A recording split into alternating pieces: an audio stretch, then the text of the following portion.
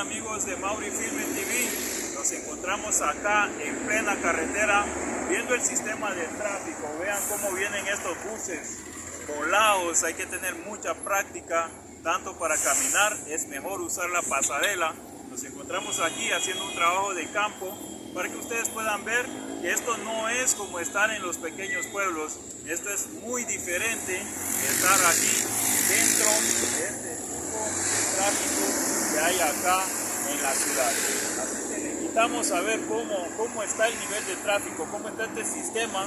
No es como en los pequeños pueblos, reitero, para Mauri Filming, para TikTok, para Instagram y YouTube. Le invitamos a ver cómo corren estos motociclistas, estos motoristas, así que pendientes siempre de nuestras transmisiones.